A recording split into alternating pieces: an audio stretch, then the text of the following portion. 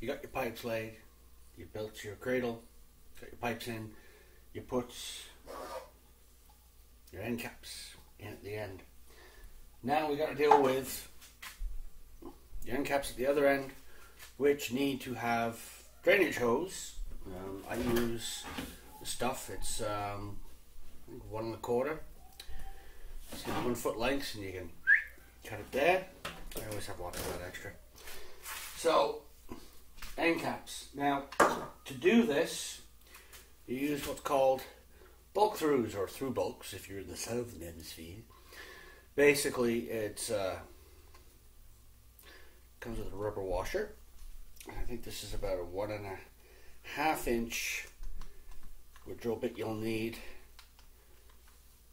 to get this diameter. You want to drill a hole in your end cap. You want to slide that into your end cap. Get the other side, tighten it up. Make sure it's good and tight. You won't need any sealer or anything like that, because rubber washer takes care of that. Now, a few little details. Show you standard end cap. Okay, I'm sure you can see that. Does it? Can you see that little disc at the bottom? Okay. Now, you do not, trust me, want to go dead center on this, and there's a reason for this. What I use is I use that little circle as a guide, and I put the very point of the drill bit right there. And the reason for that is, I'll show you one that I've done, is we end up with it like this. Now, this is at the end of your pipe. You have about a 3/4 inch depth. A little deeper, you just turn it on your pipe, you keep turning it on your pipe, and you can go all the way to this depth. Okay, so this allows you a bit of adjustment. However, bit of a problem, the shallowest depth you can get is 3/4 inch, which might be a bit deep depending on how much your roots have grown. Once the roots have grown out, you really just want a stream running through. So what I do to fix that, I use one of these, I think they're 45s. Yeah, 45s. That just goes on there, and then this goes on the end of your pipe.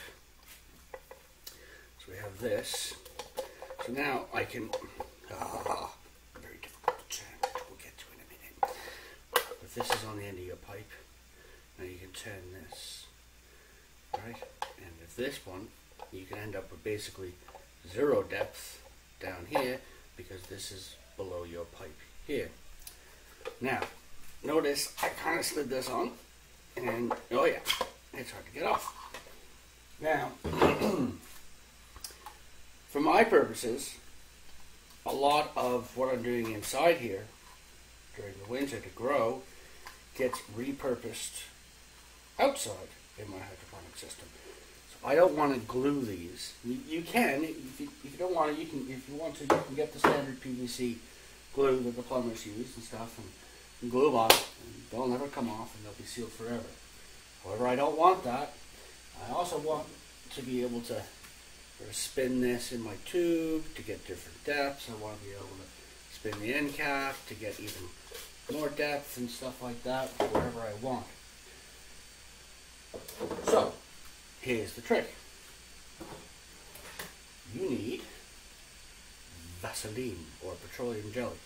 Now, if you're not sure if you have any, yes, everywhere. If you're not sure, and I use a popsicle stick to put it on. If you're not sure if you have any Vaseline, go up to your bedroom, or to your bedside table, and you'll find at the back of that drawer next to your bed. It's probably some of this shit that you left there since you were a teenager. You know what I'm talking about. Now, what we're going to do with the Vaseline is, this is the male end. It's called the male, and that's called the female, because the male goes inside the female. Aye, aye, aye, aye. What you want to do, you to take your Vaseline, get some of that, and then you're going to go and like treat it like a piece of toast. You're putting butter on. You want to put it on the male end. You don't want to put it on the female. You know, you always want to put the lubrication on the male end. Wrap it all the way around. Then, because it's a tight fit, now you can slide that on. And it moves a lot easier. And any excess comes out here. You can wipe that off. However, now this does two things. One, it allows you to move these. Just. Two, it acts as a sealant. Keeps it all sealed in. Keep the water from dripping, which you don't want when you're inside.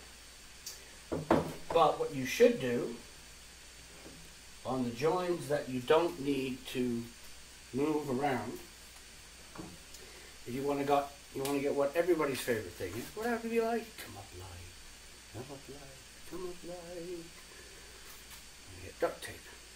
You're going to take some duct tape, wrap it around that joint, and that will give you a very, very good water seal between the Vaseline and the duct tape. Now, you can pick this up at your local hardware store. If this is also next to the Vaseline in your bedside table, you've got problems. You should probably report yourself for therapy or perhaps the police, and we don't want to know. So that's what you do. Now, I'll show you a bit in a minute of how I set mine up. I used T-joints to hook them all together.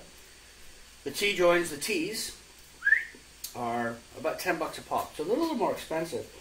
But if I had them all as end joints, or it's just end caps with the 45s, and then the bolt through, and then a hose, A, more places for leaks, B, it costs actually a little more than buying a T-junction at $10. And while you lose some adjustability per pipe, you still can have just your one hose, your one drain hose. You've got your adjustment there, so they're all basically the same, which you could say is also a benefit. So I'm going to show you how I did that, the finished one. One thing I want to mention, a couple of things, very important. If you're running hydroponics in your basement, you have two things that don't get along very well. Water and electricity. Now, first off, when you're in your green room, always wear shoes with rubber, just in case. I electrocuted myself last year. It's not fun. Right? So what you want to do is you want to make sure any electrical, you want to maybe get some small Tupperware containers or Rubbermaid containers, drill some holes, put your wires in there, put your plugs in there. What I do is I sit them on a couple of pieces of cut 2x4, screw them in so they're raised off the floor. So if, worst case scenario, an end pops off or something, all the water comes pouring out, doesn't get into my electrical. So that's an important thing. Now, the second thing I want to mention is the seeds. I got them from a guy called Jim Duffy, and here's a link to his website.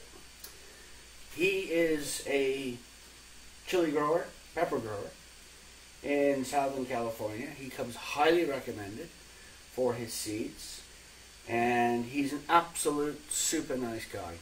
I've known him for a few months. I met him through Facebook, through a chili group. Here's the link for the chili group on Facebook. You know, get on that work. Enjoy the rest of the planet. Get your seeds from him. Great guy. I won't get into it too much, but I'll tell you, I've seen him do sales and seeds for people and stuff who are in situations that tell me that he's an absolutely classy guy. And I think that's the sort of person we want to support in growing our own food or whatever you're doing. So I'll just do a quick bit where I'll show you the final setup here. And then I got to get busy because my seeds are sitting in tea up on my kitchen table. called the wheat tea method. We'll talk about that later. And I got to get my seeds in, propagate. I got shitloads of cleaning to do, and all that stuff. Okay, so here's mine set up for the end. So what I've done, as you can see, I've got my 4-inch PVCs. I've cut my holes, and the way how I did these holes here at the end is, again, I just used that measuring stick, and I simply measured over one of the holes here, and then just sort of brought it out here so I can get 3, 2, 3, 2, 1, and so forth. So I have a total of 93 pots. So here's again my end bits. So I've used 245s here. You can see I've taped each joint. Each joint contains that Vaseline. Then I got a T-junction, T-junction, T-junction, T-junction, T-junction. And here's my end. And basically, here's my, I got 245s, an end cap. And that's going to slide on there. And now I've got loads of adjustment. And this, of course, all goes into my tank over here, which has my water pot, or my water pump, I should say. And by the way, these are not peppers, these are plant cuttings going to my office. I said I'd get them some plants. Now I want to show you the hose. So I've got a single water pump here. So, if you can see that. Now obviously not a lot of water in there at the moment because it's not running. Of course I got 2 air stones as well, give it some lots of oxygen. So basically, excuse me, the green pipe, or the green hose, feeder hose, comes up here. Let's just move this for a second. I'm confined for space. Comes up here. I've got a single valve right here. So just turn it off and on if I want. Not really a need to, but I put a valve in anyways. So all I did was I took a 1/2-inch wood drill bit, screwed a hole, and I've got 2 feeders going into each one. Now, important thing, don't have these go right into the water, okay? The reason for that is if your pump goes off, because if these are in the water, it will suck all the water from your tubes all the way back. And you could end up with a flood like I did. So make sure they're above, and it just adds a little extra oxygen. So as you can see, I've got 2 1/8 of an inch, I should say, feeder hoses going in, and that's fine. That's all I need. The pump I'm using, it can do 40 feeders, no problem. So rather than get another pump out, I just got a joiner, ran another hose over, and did the exact same thing down here. And the hose drops down there. I got to put an end cap, but I actually have an extra piece of PVC because I cut a bunch of male 3-inch ends to do the joins down there. And so I'm going to run it along here about 6 or 8 inches higher. Just some extra pots. I have them. I might as well use it, and I do have the space. As you can see, I've got a lot of cleaning to do. Vacuum out and sweep and clean up everything. So yeah, that's about it. Golden rule, whenever you're doing anything, make sure you're having fun doing it. If you're not having fun, you're doing it wrong. Cheers.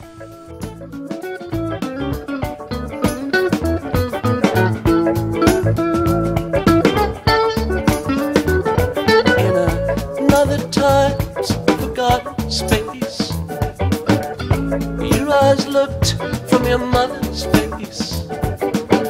Wildflower seed in the sand